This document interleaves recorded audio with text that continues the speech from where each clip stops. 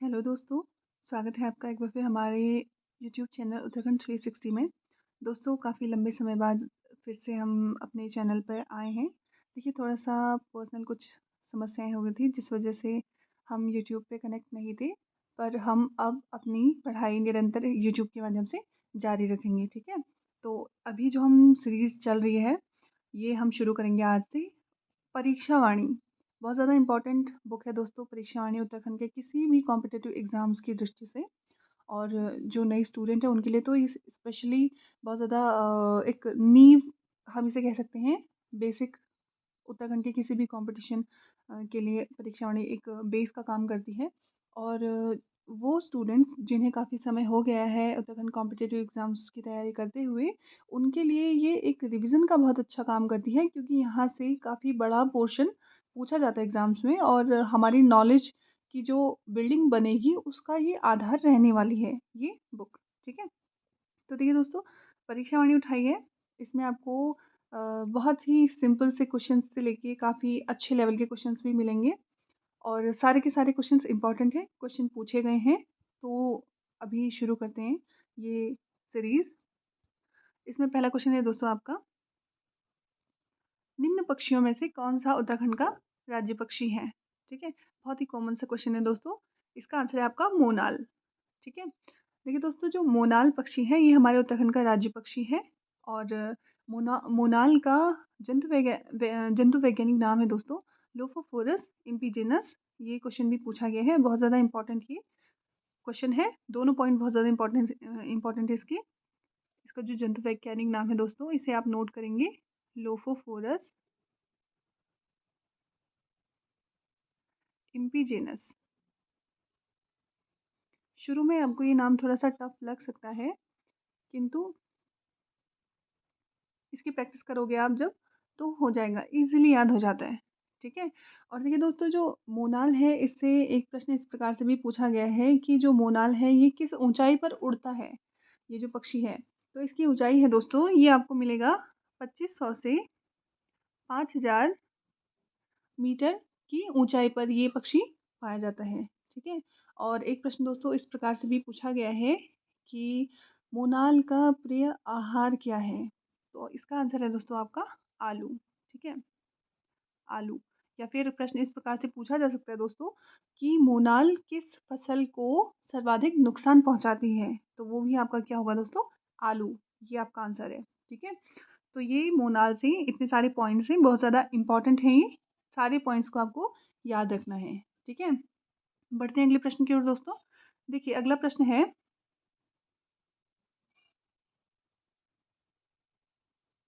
उत्तराखंड का राज्य पुष्प है। उत्तराखंड का राज्य पुष्प दोस्तों ब्रह्म कमल है, ठीक है? जो ब्रह्म कमल है दोस्तों, इसे महाभारत में सौगंधिक पुष्प कहा गया है। सौगंधिक पुष्प बहुत ज़्यादा इम्पोर्टेंट है दोस्तों ये पॉइंट भी। प्रश्न पूछा गया है कि ब्रह्म कमल को सौगंधिक पुष्प निम्न में से किस रचना में कहा गया है, किस कृति में कहा गया है? तो इसका आंसर है दोस्तों आपका महाभारत।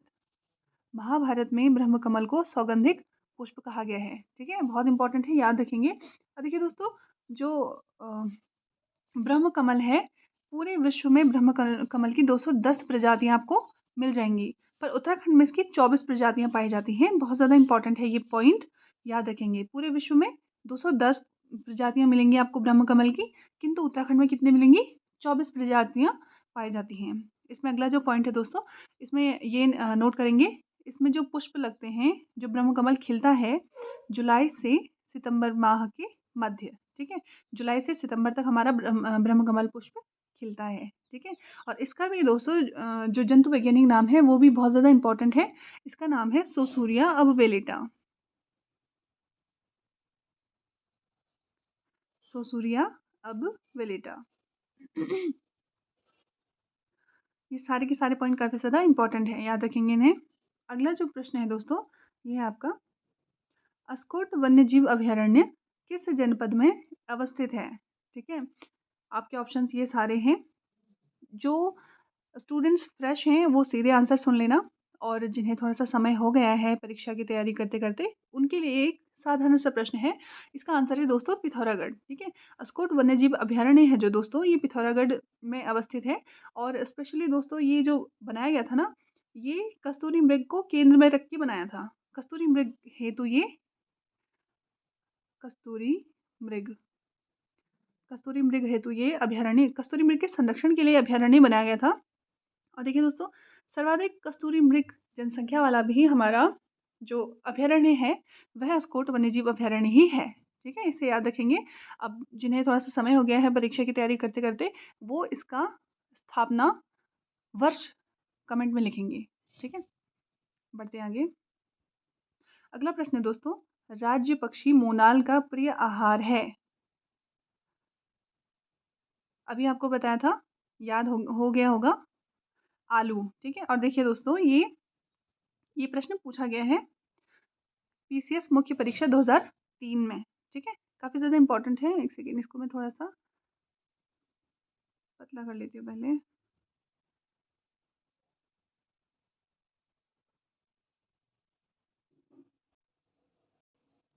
तो याद रखेंगे, काफी ज्यादा इंपॉर्टेंट है ये पॉइंट। अगला जो प्रश्न है दोस्तों ये है, उत्तराखंड में कांचुला खर्क है।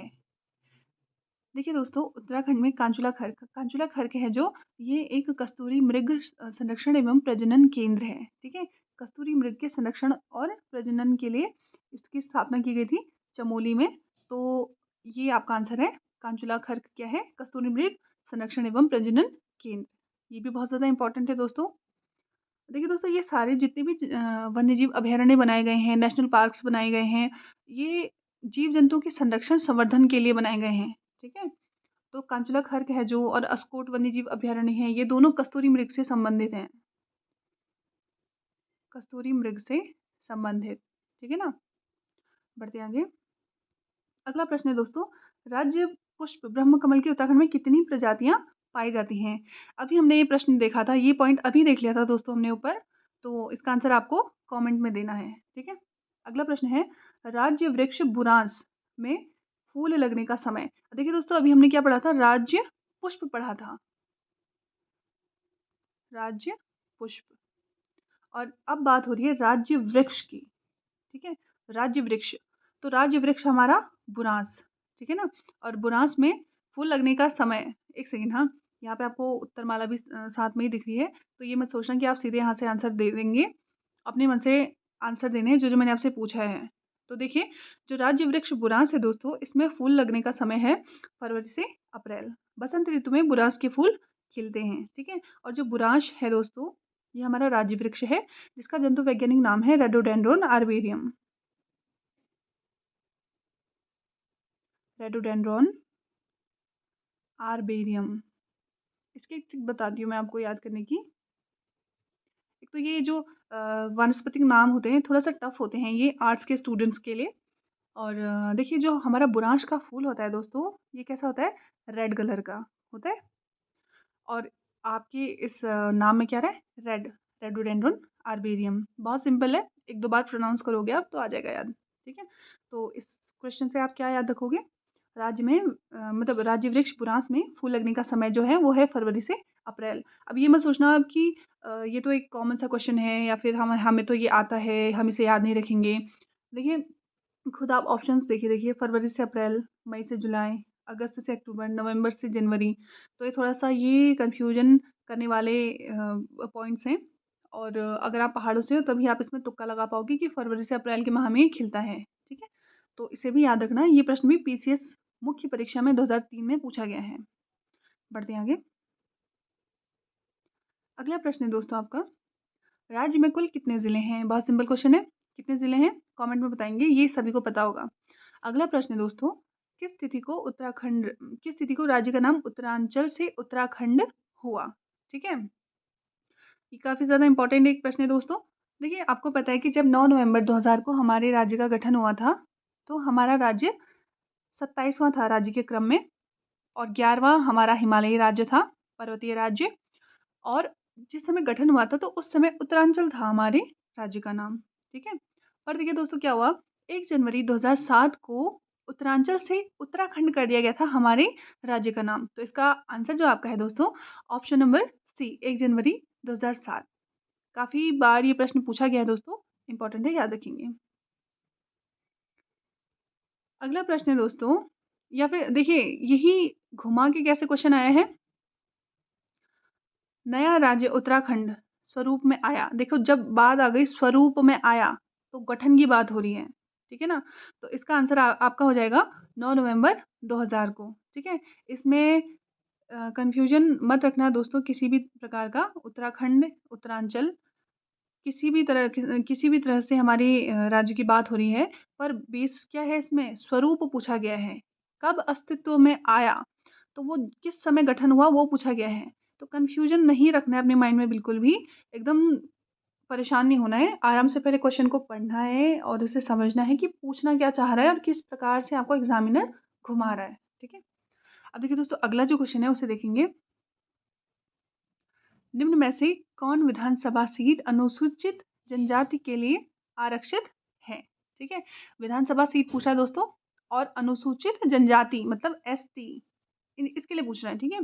देखिए उत्तराखंड में 70 विधानसभा सीटें हैं,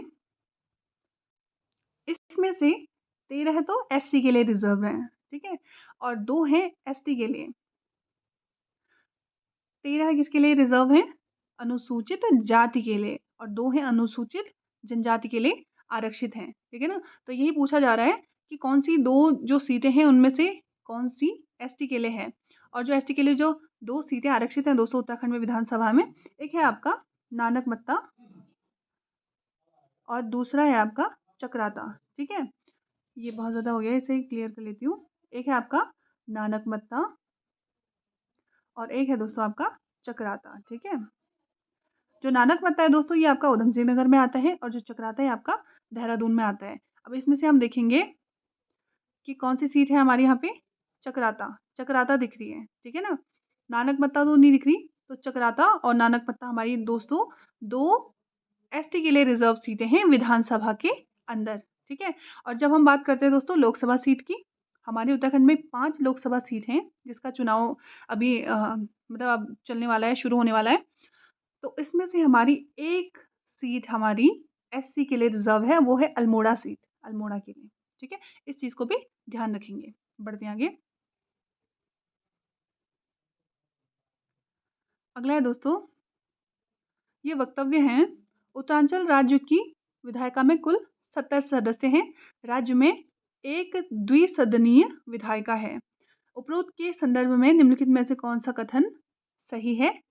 ए और आर दोनों सही है तथा आर ए का सही स्पष्टीकरण है। देखिए दोस्तों हमारा जो राज्य है इसमें 70 विधानसभा सीटें तो हैं, मतलब 70 विधायक चुन के आते हैं, पर राज्य में एक द्विसदनीय विधायिका है, ये गलत है। हमारे राज्य में दोस्तों सिर्फ एक सदनीय विधानसभा है, ठीक है, सिर्फ विधानसभा है, विधान परिषद नहीं है। तो ये वाला जो आपका आर है ये गलत है। अब इसमें और ऑप्शन देखेंगे हम। देखिए ए सही है किंतु आर गलत है, तो इसका आंसर दोस्तों हमारा यही रहेगा, ठीक है। ए सही है किंतु आर गलत है। 70 विधानसभा सीटें तो हैं, पर हमारी द्विसदनीय विधायिका नहीं है। हमारे यहाँ पे सिर्फ विधानसभा है, विधान परिषद नहीं है, इसका ये मतलब होता है, ठीक है ना।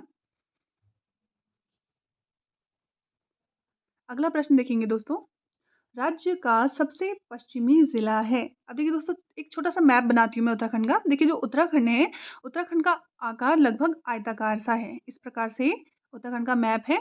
इंडिया की मतलब हम जब भारत का मैप देखते हैं तो उसमें इस प्रकार से उत्तराखंड का मैप है लगभग लगभग।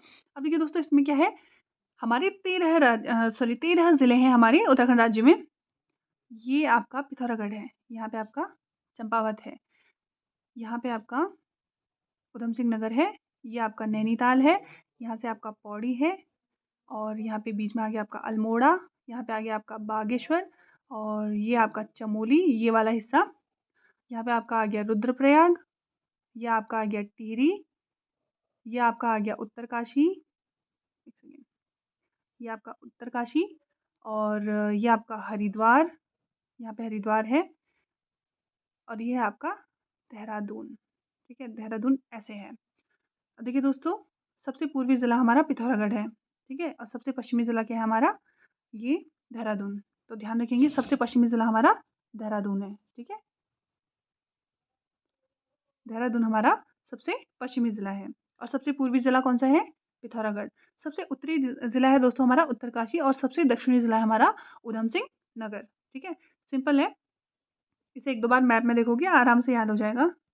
अगला प्रश्न है दोस्तों, उत्तरांचल में एक ग्राम सभा की स्थापना की जाती है।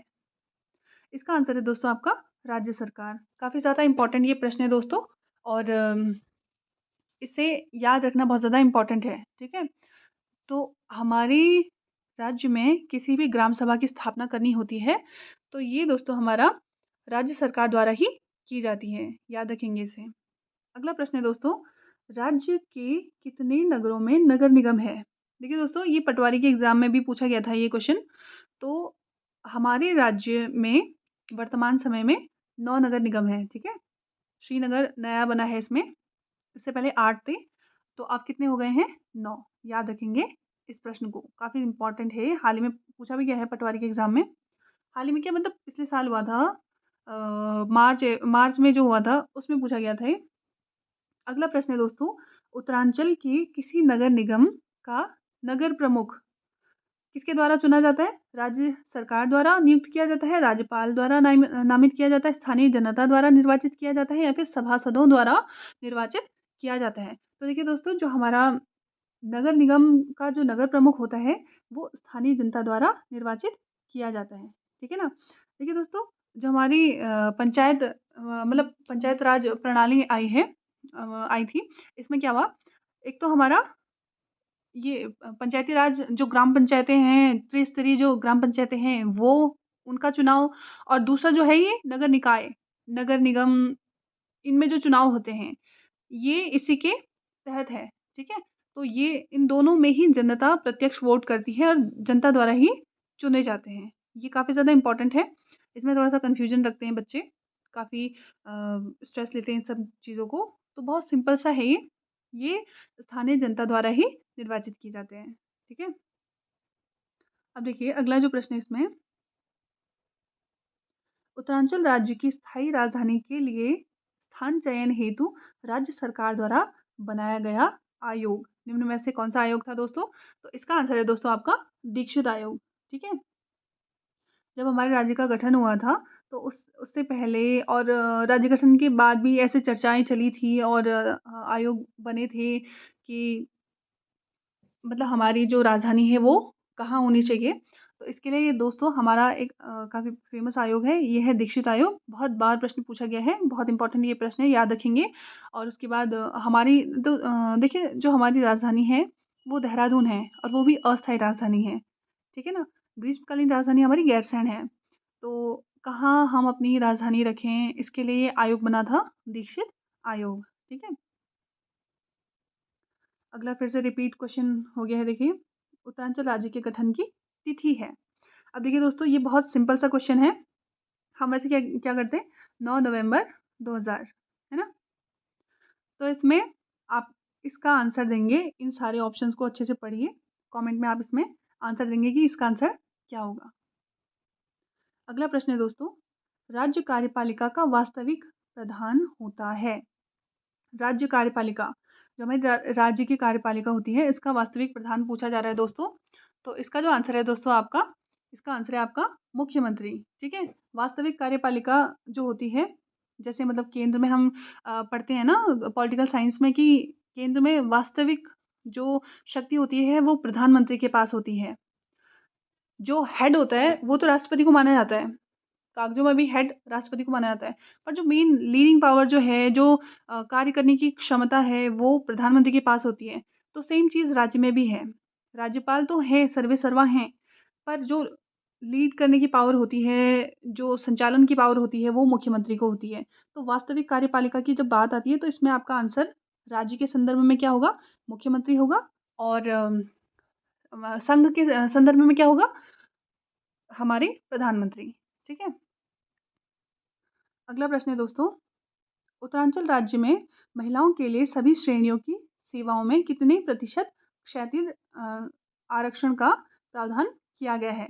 तो इसका आंसर है दोस्तों 30%। देखिए उत्तराखंड की जितनी भी राज्य सेवाएं हैं ना, सभी श्रेणी में 30% महिलाओं को यहाँ पे क्या है आरक्षण प्रदान किया गया है, ठीक है? 100 में से 30% महिलाएं ज़रूर उस सेवा में जाएँगी ही जाएँगी।